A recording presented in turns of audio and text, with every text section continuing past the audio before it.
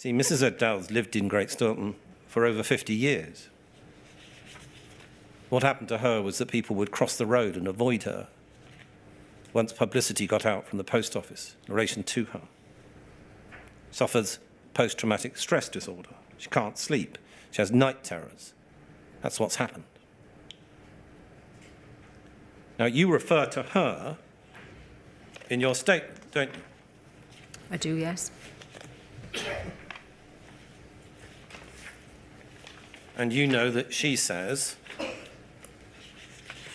and has said in her human impact statement, that when you engaged with her on one occasion, she says that you were intimidating and bullying towards her, telling her that she had stolen the money.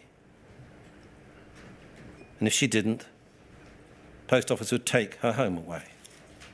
Now, you say in your statement that you didn't behave that way. Yes, that's true, I didn't.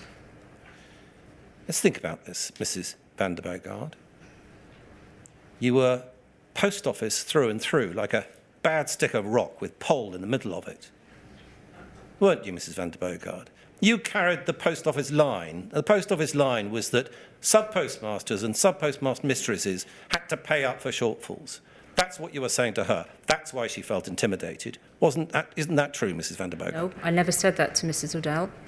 I met Mrs. O'Dowd on 2 occasions. One in London, I think it was Portcullis House, with her MP in the room and myself and a few other people. That conversation did not take place then. And the second time I met Mrs. O'Dowd was in the mediation scheme when I was mediating her case. And again, there were 5 of us in the room, including her legal representative from Howe & Co. And that conversation did not happen. And what I'm saying is, I believe she's mistaken. If she did have that conversation, it wasn't with me.